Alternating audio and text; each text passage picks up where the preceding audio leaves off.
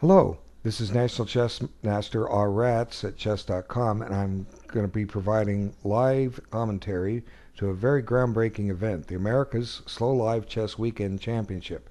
This is the first installation of this put in place by member Zugzwang67. Uh, Really, we can't say enough about how exciting this event is, simply because the best way to get better at chess is to play long games.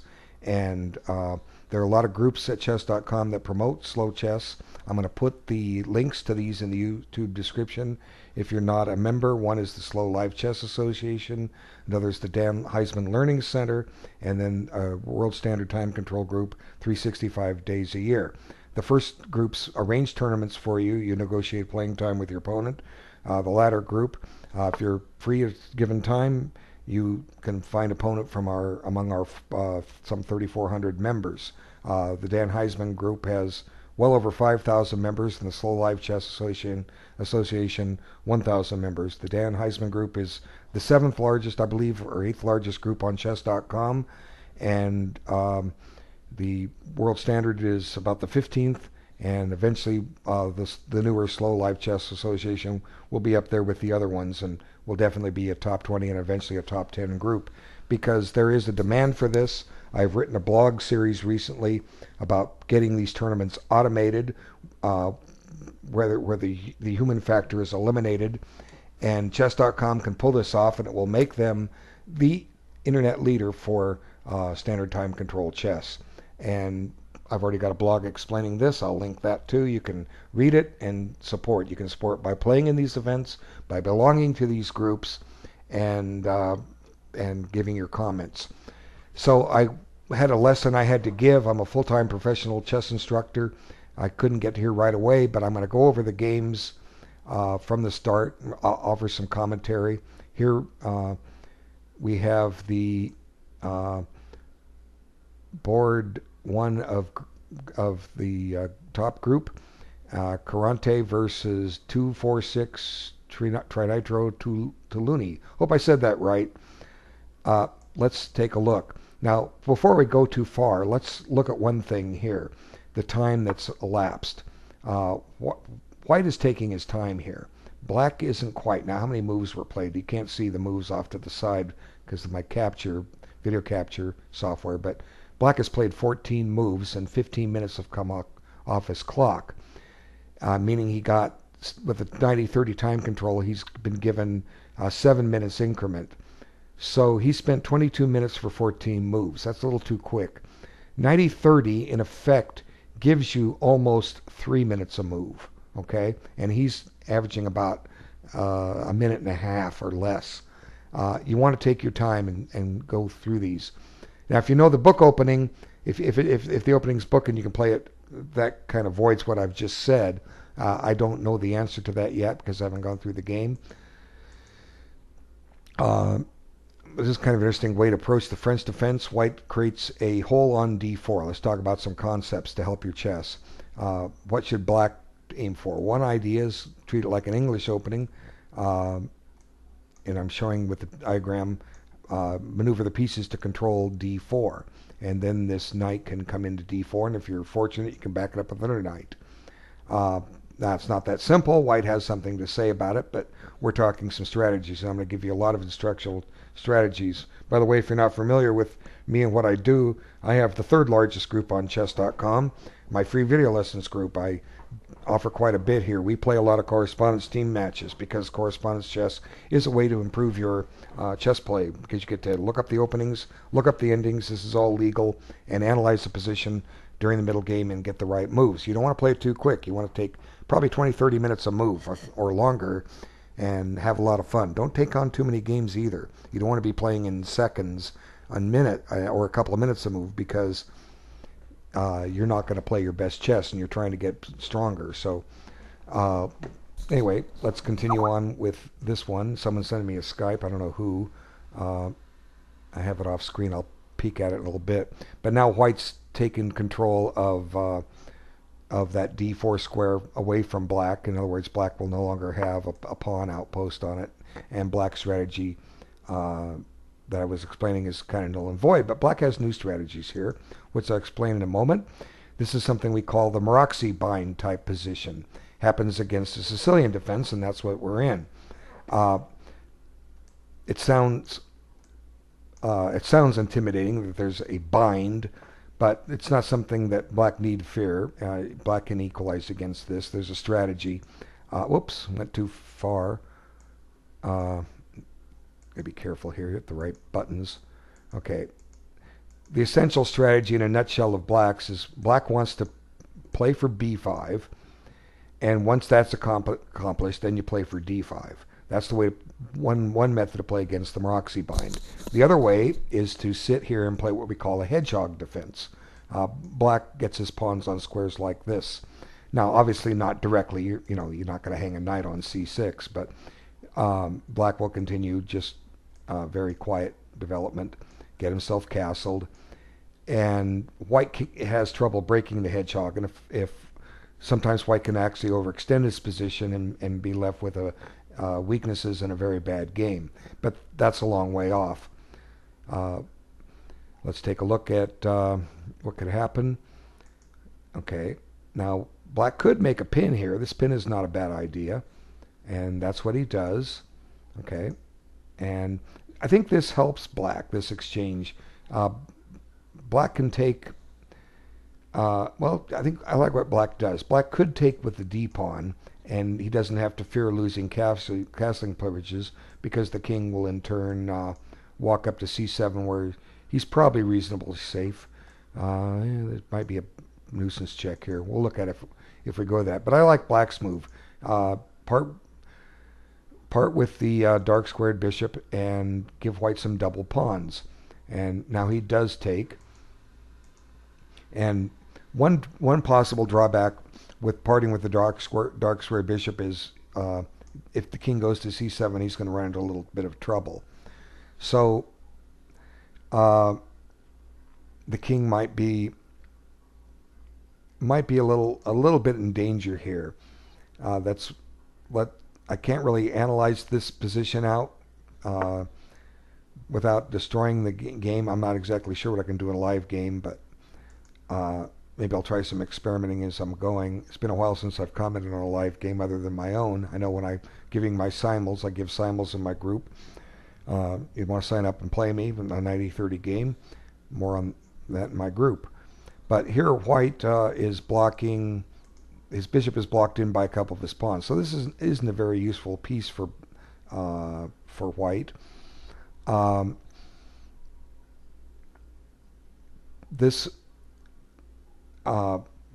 Black probably wouldn't mind a trade of light squared bishops, but it's kind of hard to navigate here. See, a lot of black's pawns are on dark or light squares.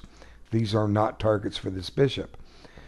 Black can increase the scope of his bishop, but he creates potential targets for this bishop. So you got to be careful about that. But at the same time, putting pawns on dark squares is accepted because it's taking squares away from black. Or from white, from that white dark squared bishop, and you want to be able to make sure it doesn't sneak in behind your pawns later and start attacking them. But black needs to find a plan here to activate his pieces. I think e5 is a good move. Instead, what he does here is knight d7. I guess he's looking for the c5 square as an outpost. Not much has been developed, but you need to get all your pieces into play. So we'll see how this bears out. A good move for white would be bishop e3 and stopping knight c5, and that's what he does. And now b6. Okay, a4. And now this has some pressure, but the knight could be kicked out eventually. So bishop e2 and follow with f4 could happen. Pressure on c4. Oh, look at that. Refreshes things. Okay, bishop a6. There's pressure on c4. And white goes for counterplay. If you take the pawn, there'll be an exchange on this square, and suddenly white might have a very dangerous passed pawn on his hands. So black gets his king out of the danger of a check on the d file, even though that may not be a problem, and connects his rooks. But it looks like white can white win a pawn here? He's going to lose back a pawn. If a takes, bishop takes, you just grab this pawn, and black's close to equality. So let's rook a4. Now he played c5. I'm not too sure about c5. The reason is maybe this pawn will become a target later, a backward pawn on the open file. But at the same time, white's tied down to guarding this pawn on c4. That's why this f4 move looks good. Where else can the knight go to attack that pawn? Let's see.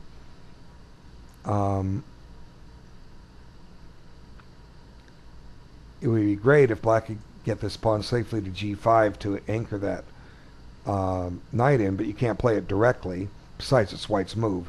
And if black indicates his intention to do just that, white will catch wind and knock it out. So I'm thinking that white's going to be okay if he can take some heat off and kick that knight out.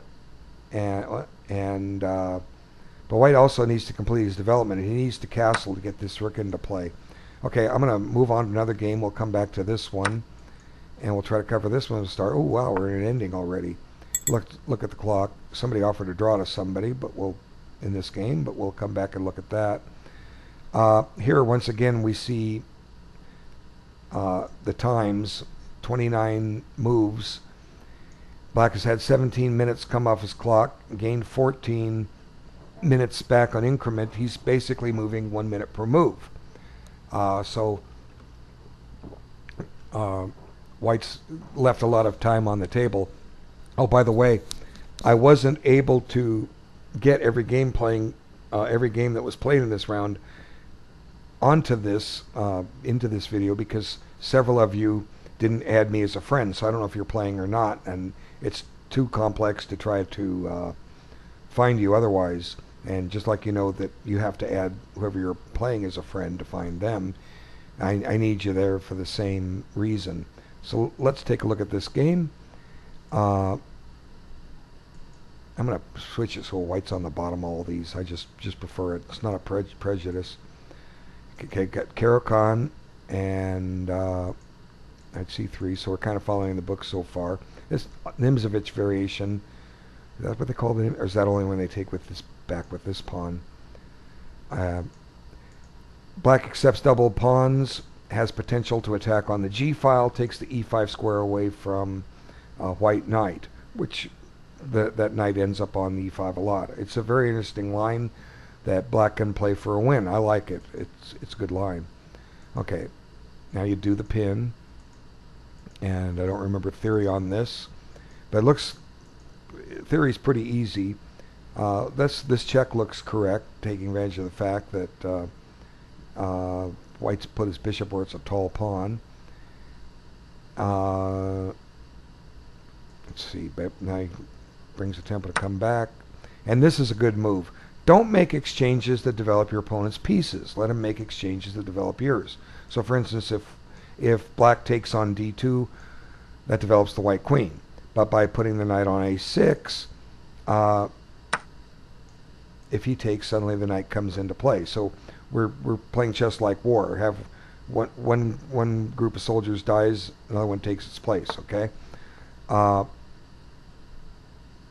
white develops his queen. Anyway, now he takes.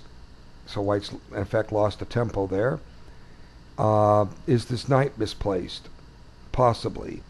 It's probably wrong for white to push c5 because that creates a gaping hole on d5, although maybe with a little luck this knight can find his way to c4 where it can menace into d6. There's a lot to chess, a lot of maneuvering.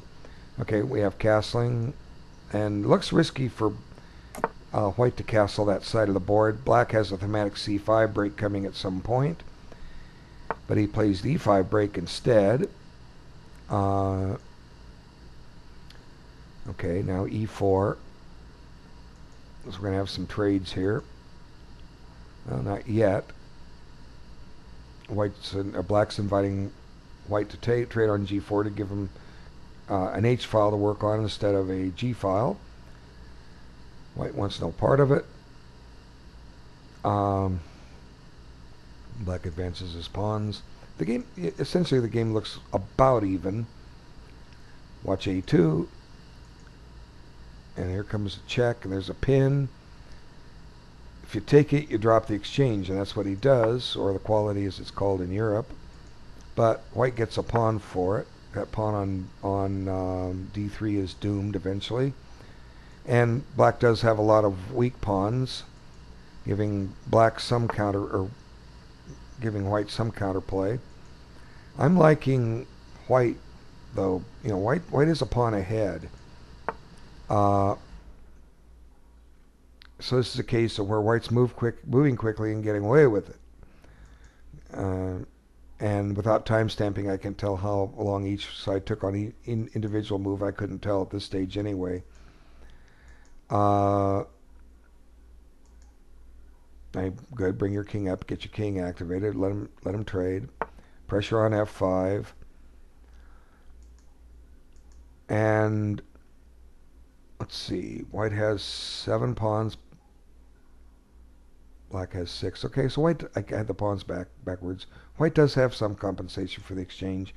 But the long run, I think that this is a winning game for the rook. The reason being that the rook can get to both sides of the board a little faster. While the knight takes his time chugging across. Black needs to open up the position for his rook. If he can do that, he will win, and white will be punished for playing quickly. Okay, so clearly what white's trying to do is get an outpost for the knight on F4, applying pressure. But black can counter at some point with H4 and try to get this rook activated. So let's see, knight F4, H4. If white takes, the rook can come to G8. The king slides to F2, and black cannot penetrate the file. And white is ready to play H4, giving him a little bit of target practice here. So maybe white has compensation here for the exchange. I'm beginning to think he does. He's going to tie the black rook down to guarding that pawn, although maybe white could just let him take it, because then you attack the knight and come down and gobble this pawn with play, although these pawns become targets. If the black rook runs over here, though, and starts collecting pawns, I think this is a case where the rook will dominate because the board is opening up. And then, even though white has some passed pawns, they're slow moving, and the black king is in the vicinity to help. The white can get some nuisance value, but I think in the long run he's going to be doomed, because once black gets a passed A pawn in this type of line, that pawn's going to run quick and game over. But white doesn't have to take the pawn on H5. He can just sit here and try to blockade the position. That leaves black with trying to break open on the king side or queen side. So then it becomes a whole different maneuvering game. But that knight F4 will tie the rook down to guarding that pawn, and then white needs to send his king over as black tries something here. But white does have a pawn majority, but black's going to have to open up some lines here, and unless he can do that, he's not going to break through. But if the king gets too far, then we can maybe come back to the idea of shoving the pawn to H4, and if it takes, getting the rook on the G file and penetrate. So it'll be interesting to see how this turns out. We'll come back to it in a bit. Let's look at the next game. I'll take that back to the start. Let me flip the board. Okay, I gotta sneeze here. Excuse me. Don't you hate it? Excuse me. You have to sneeze and you can't. Oh, okay. So we have what the Lennon system, I guess. Uh, White spends a tempo to preserve the bishop, but at the same time weakens his king side slightly. Uh, okay, pressure on b2, develop the queen. Rook c8 seems natural. You want to try to open up the file, and if you can do anything with a tactical knight b4 at some point, do so. So white, in effect, has lost the tempo. He could have gone here directly. Take a comment on the time. We have a more equal distribution of time here. But 36 moves have been played. They've each received 18 minutes on the increment. So white has taken 51 minutes for 36 moves. Okay, that's a little too quick still. You want to take... Okay, we'll try to explain it so you understand. Most chess games are over at move 40, or the result is determined by move 40. So let's try to save ourselves 10 minutes just for the fun of it. Ideally a little more, but let's just play with 10 minutes. You now have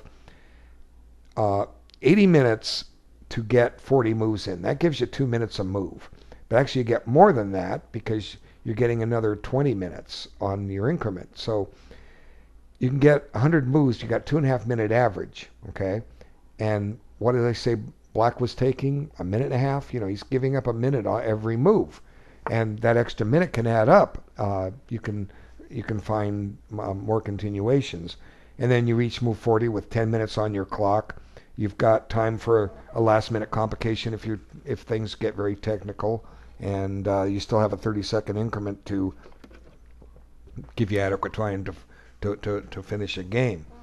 So number one reason over all other reasons why people lose chess games is because they move too fast. That's fact, okay? So now what to do here? Trade the queen? I think it's a good time to trade the queen. It gives Black an A file, but his rook's off the A file. Now at some point White needs to play for an E4 break, but he's not ready for it now. And it might be a while. The quickest way to do it might be to castle long and swing the rook over to E1. But you're doing this to try to undermine C4 or a trade on D5 and give Black a pawn that cannot be defended by a pawn, you know, and then the E file opens up. Both sides have chances in a position like this. Okay, so let's just kind of see how it goes. Now, this move can be stopped permanently with A3. So A3 is not a bad move at all. And that's what White does. A little preventative maintenance. Okay. Now, this is wrong in principle. Get the development complete first and play for E4. Don't be making exchanges. Okay. Now this does clear this square for the knight. I'm thinking Black may equalize with knight e4 here. Point being, if knight takes, pawn takes, and the bishops are just all bottled in here. But knight h7, it seems reasonable. Okay, White's taking g5 away from the black knight. Now, I don't know why he's putting his rook over there. It's not going anywhere unless he's trying to play b4 at some point. But White can just castle, which he does. He castled that way. Let's see what goes on next. Bishop c5. There comes the d4 square, as I was talking about. Well, he restricts the knight yet again, but at the same time you're giving back g5. Interesting position. Okay. And now you get the d4 square. And we're almost... No, we got a ways to go. Almost caught up. Now White decides to try to create play on the g file. And I think that might have been a mistake. Black's remaining bishop is just nothing more than a tall pawn. And White's got a reasonably strong position here. It's going to be pressure on h6 if black doesn't take. Black will be tied down to guarding a pawn with his rook. And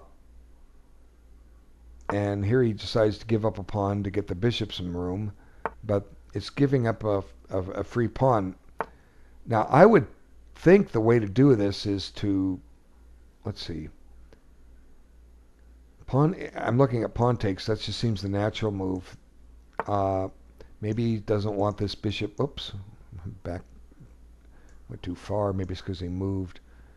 Let's see, knight. Where are we? Let's go forward a little bit more. Okay. Maybe get this bishop to b3. Well, in a way, black almost has to do something like that. He's getting suffocated. Is white afraid of this move? The idea being, I'm taking c2 away. I'm going to check you out of there and start menacing this pawn. But, you know, if anything, it's very possible that white, well, take bishop here. I want to replace, I want to switch this bishop to c1, but the king is cut off. It has to go here and here, and that's a little slow. Well, no, you know what? You can do it. Okay, let's take bishop here, king here, bishop here, king back. Nope, not going to work because there comes a check. And you have to bring your king back. Just not going to work. So we'll go with, for the moment, we're saying this was okay. It takes away that A-file activity. But now black gets a counter here. It gets to undermine the white pawns. And I think white chooses the correct path. Fix a weakness on h6. Let black take on b2 so that our king is covering things. Okay, yeah, that's good. Go attack the pawn.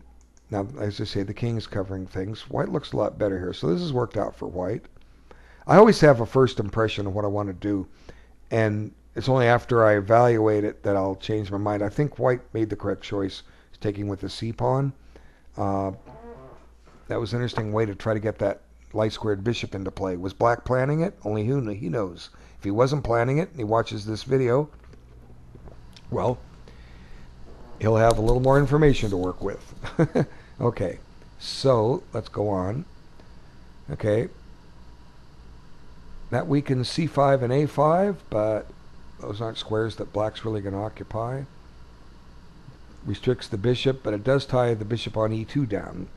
One fly in the ointment for the white position is this bishop is defending two pawns.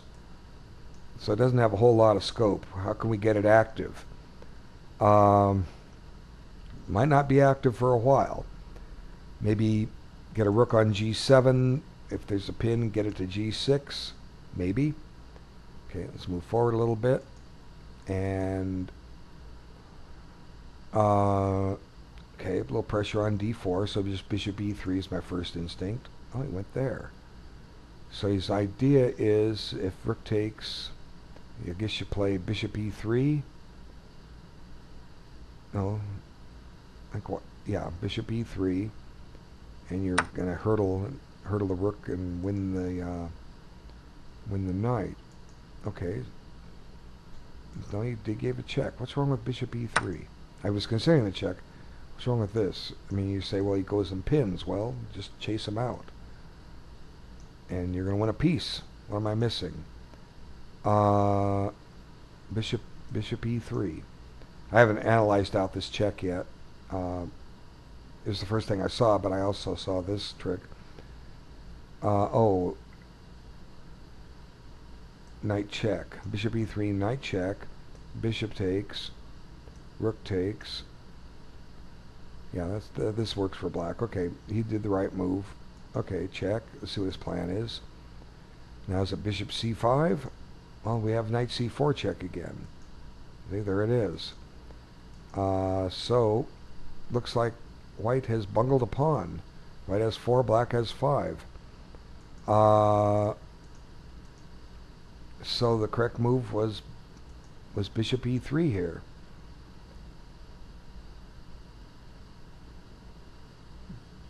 Yeah, bishop e3. Okay, so let's move forward.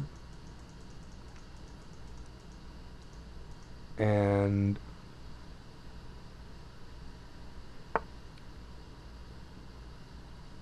I'm not sure if black is winning this, even though he's up a pawn. White needs to play rook g3 here because rook g5 is being planned. Then white has potential targets, a pawn on h5, although it's not clear how black's bishop's going to attack it. The pawn on c4 looks weak. We have bishop opposite colors. I'm betting this ends up in a draw. And he does play rook g3, and if the rooks are traded, it's going to most likely be a draw, although white can create an outside pass pawn for what it's worth. And maybe this bishop can come here. You know, white has some winning chances here. Yeah, white definitely has some winning chances. Okay, let's look at the next game. KJ Foster. Look at the times. 53 minutes on one side, 27 on the other, or 59 on the other. So white spent 30 minutes for 27 moves. He's got 13 and a half minutes back. He spent 43 minutes for 27 moves. Too fast. It's a minute and a half a move. And white finds himself down material. Black's got two minor pieces for the rook. So it should be a decisive advantage for black. Let's see what happened, how we got to this position. Slav defense to the queen's gambit. Okay, exchange variation. That's the exchange variation of the queen's gambit. White has a set plan here. I'll explain it as we get closer. Okay, the best move is e3, and I think it's better to put the bishop on e7. Okay, let me just back up and I'll try to explain what we have here. It's something I've covered it in quite a few videos. It's something we call the minority attack. Okay, now we'll divide the board king side and queen side. On the left side of the board, the queen side, white has 3 pawns, black has 4. On the king side, it's the reverse. Black has 3 pawns, white has 4. So white's strategy here is to play for what we call the minority attack, with a minority of pawns. Safely, he will advance this pawn to b5. Now he'll often have to play a4 at some point to anchor it in, or a rook back to b8. Yeah, when they move, it refreshes the screen. Let's see. Let's get these arrows back. Okay, so white tries to play b5, and here's the reason. One of two things will happen. If black takes on b5, black has an isolated queen pawn. That's a target for white to play against. Okay? If black doesn't take, white takes on c6. If black takes with a piece, he's got his isolated d pawn. If he doesn't, if he takes back the pawn, then we have the proverbial backward pawn on the open file. A weakness, a target that white's playing for.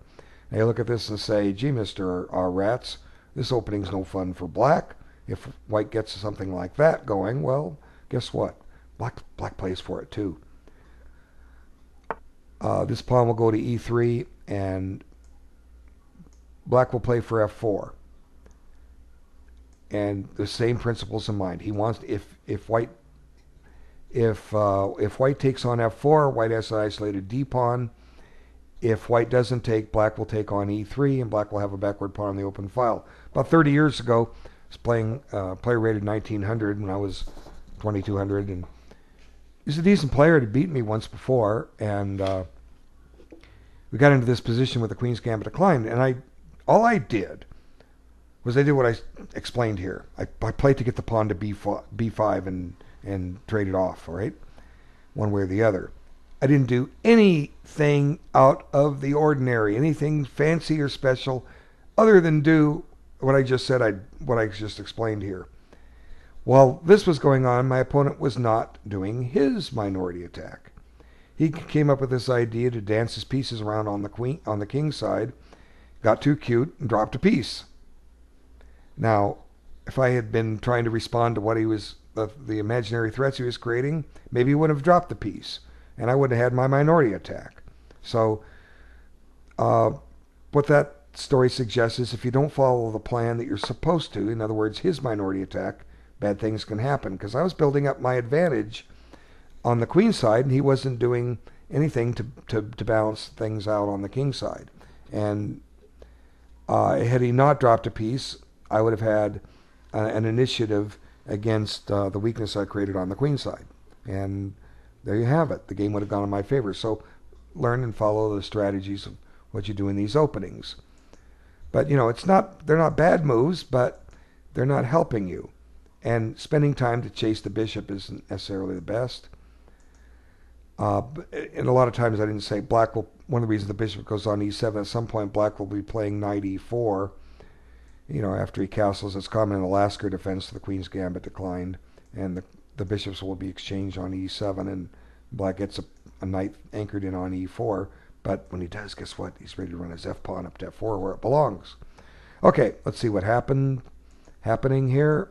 Now the chance of a minority attacker are gone, because now white has equalized the pawn structure slightly.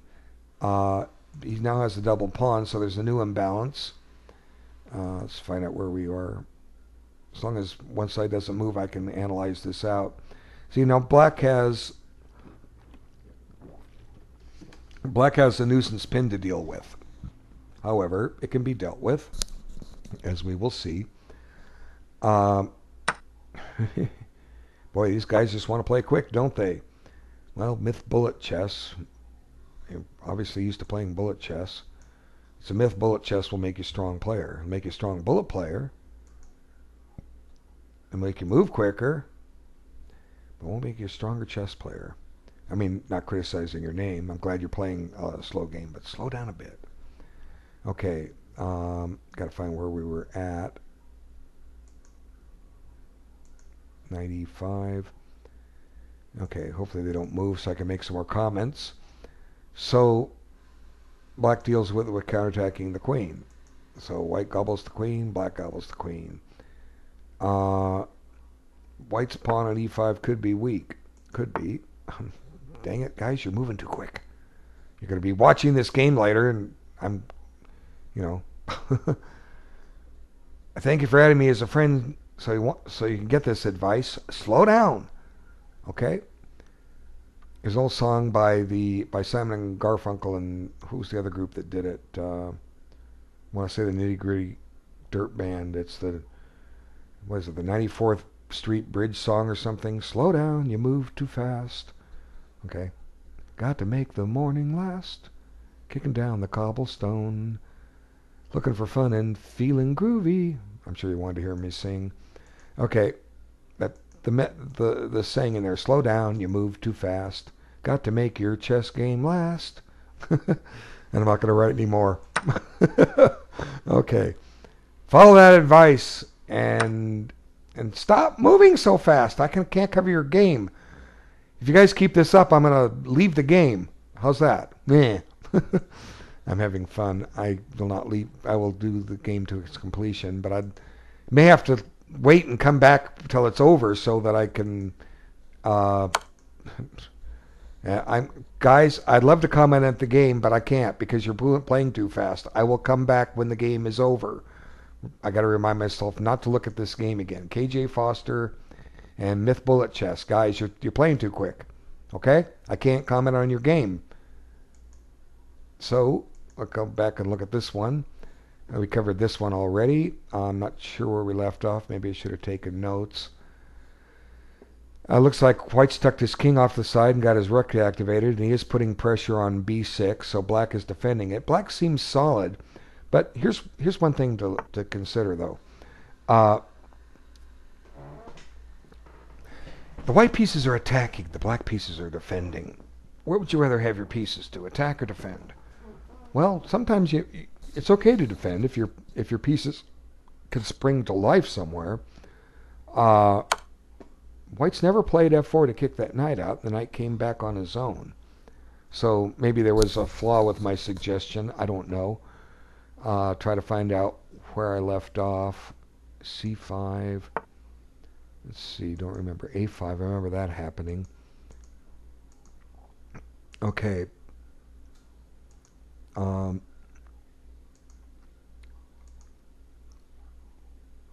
chase the rook out. Now these guys are going to move and mess me up. Okay, well, fine. Can't comment on a game when it's when you keep making moves because it changes the position. Let me just take a peek at this one game I left. Okay, the reason I'm taking a peek is I was saying Black had a strategically won game.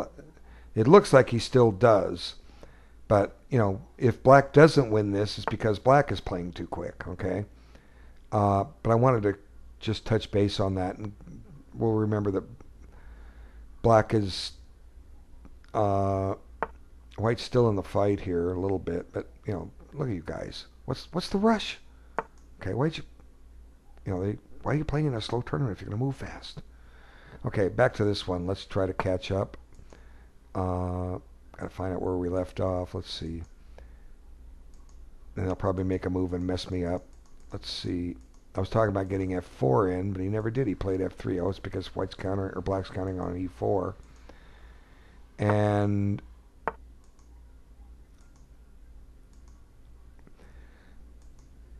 now h4, h5. Okay, h5 might have been a mistake. It creates a potential target, weakens a pawn. Leave the pawn here. Don't play h5. You may have to guard it with a pawn or, heaven forbid, your bishop. Then your bishop gets tied down. Now, White's not ready to attack that pawn now, but you never know what will happen in ending. Maybe the rooks come off the board and White can advance that f-pawn safely. But just in general principle, I think h5 is the wrong choice here. If I'm playing White, I want the board open for my bishops, because then my bishops have some scope and can do things. But right now, you know, they're not too open. I'm trying to activate that bishop. Is he trying to trade it off? Well, it's a potential attacker of the pawn on h5.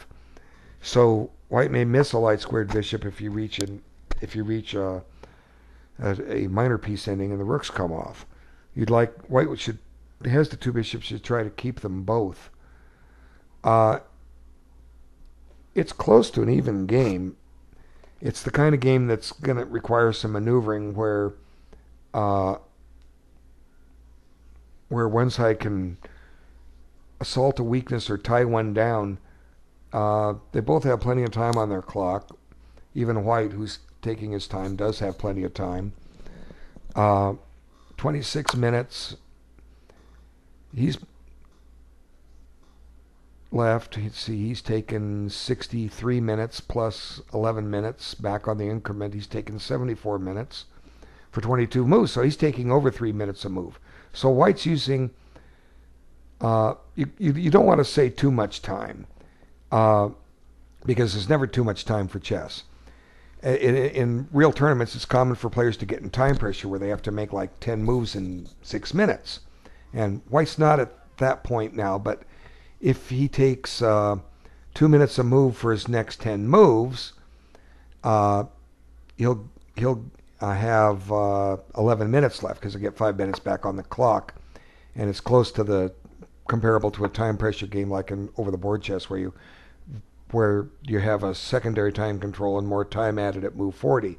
It's one thing that I wish they'd added to the internet servers. Why can't they add a secondary time control? You know, sudden death 30, throw it on. Certainly it's all electronic, computerized, so forth, that could be done, but I haven't seen a chess server that has it yet. Don't tell me it can't be done. You know, they can do it on a digital chess clock. They can do it on a computer.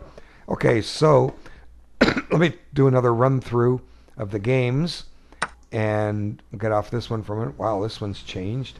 Okay, we're talking earlier that Black needs to open up on the queen side. He's open up in the center, and well, let's see. They're going to move quick. And if they move quick, I can't look at that game. Look at the time. 60 minutes for White. He spent 30 minutes, gotten 17 back on the increment. So 47 minutes off his clock for 35 moves. Still moving too quick. Okay, try to find out where we left off. Uh, click, click, click.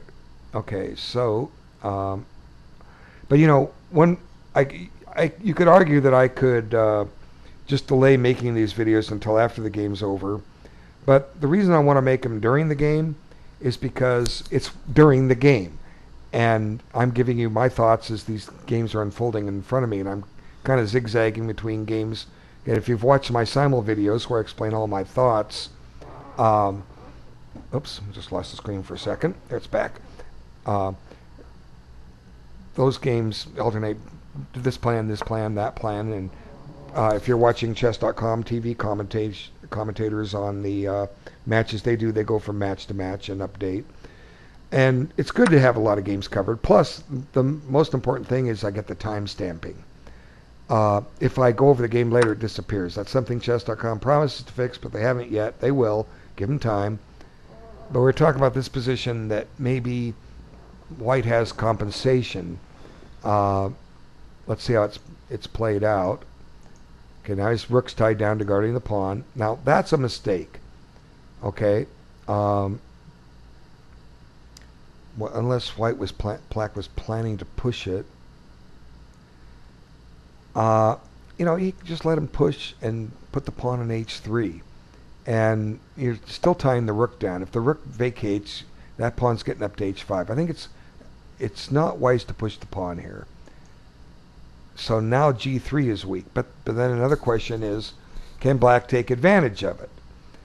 He's now tied down regarding this pawn. So it may not be that bad after all. So black tries to expand on the queen side.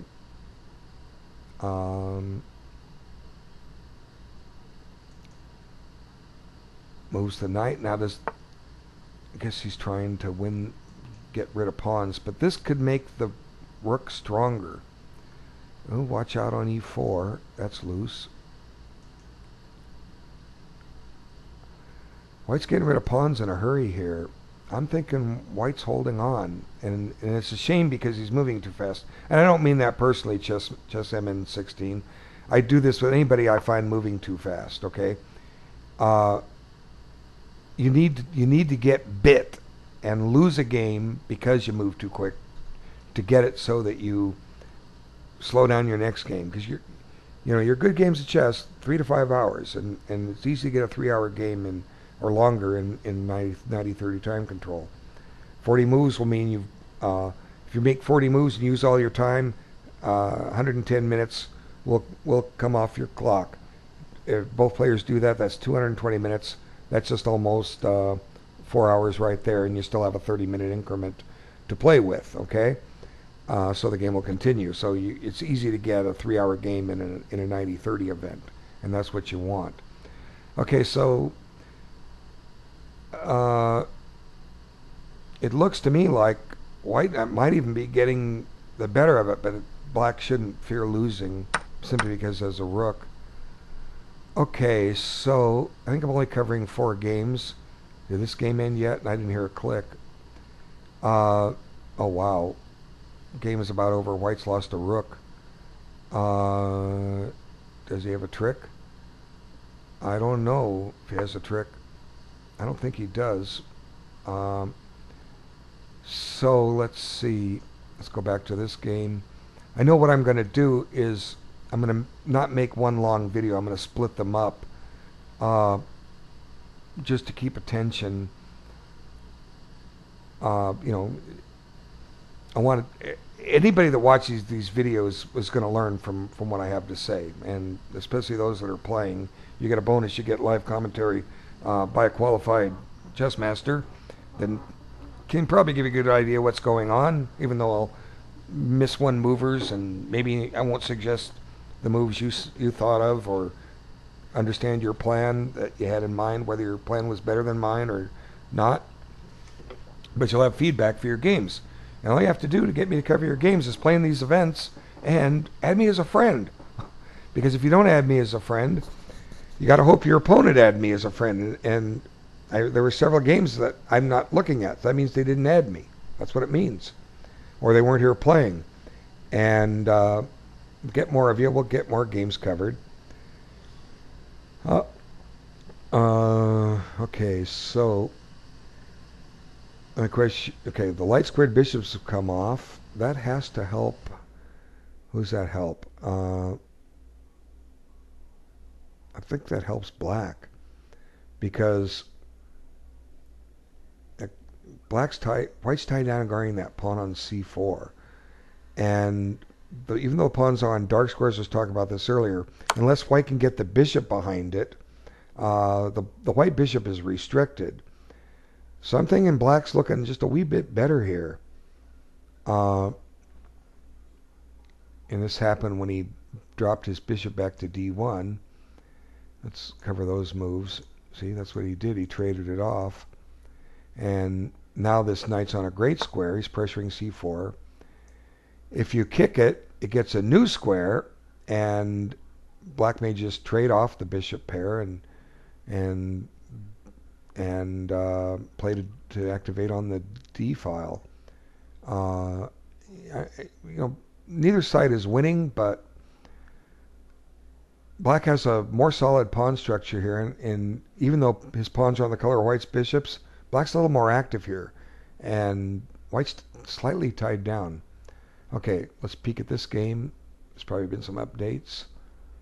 Okay, now white has 6 pawns to 3, more than enough material for the exchange. So white did have compensation. I was thinking he had it, and white needed to break open on the queen side, and he never was able to. He tried the center, and that ended up backfiring because white's won a pawn. Let's peek back a little bit. But his pawns were all weak anyway. That e4 pawn was weak. Let's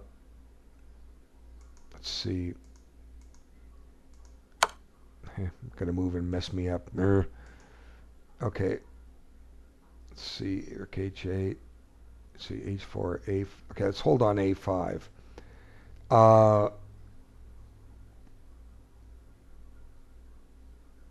The king is cheaper than the rook to defend, but it takes a long time to get him to h6. How about b5? Okay, one of two things will happen. White will play b3 or white will take.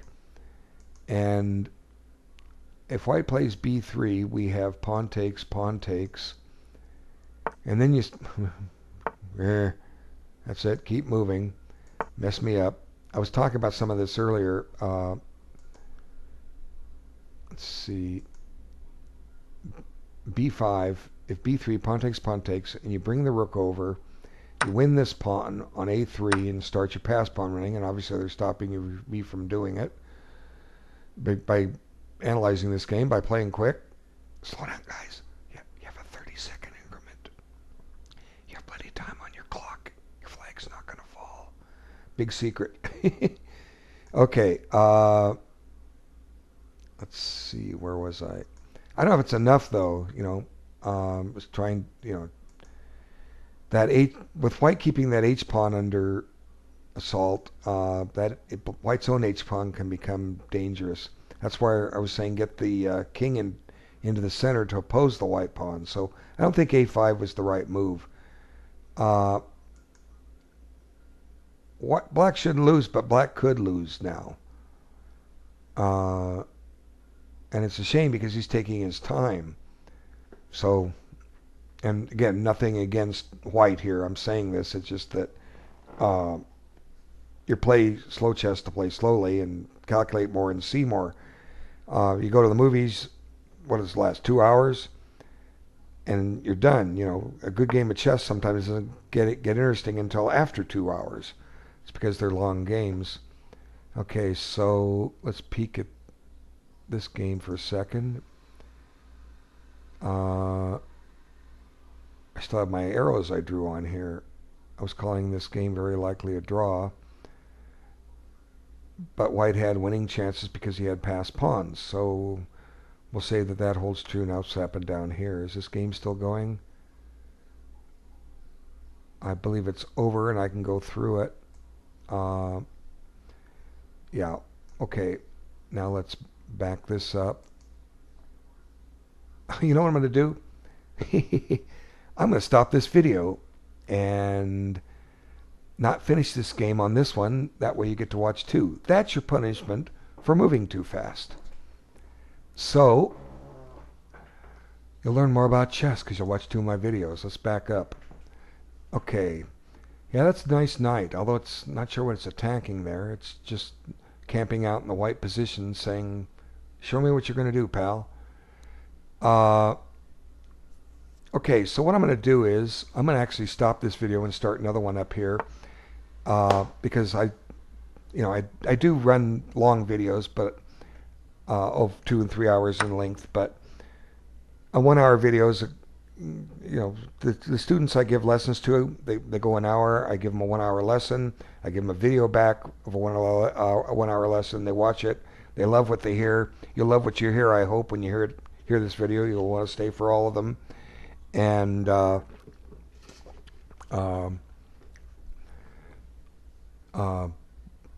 hour is a good length. I've made a lot of them. This one's actually 56 minutes. That's close enough to an hour. So I'm going to stop this, take a little break, and come back and resume with another one. That's one advantage of making more videos. I can stop and take a quick break. Okay? I'll be back soon. Thanks.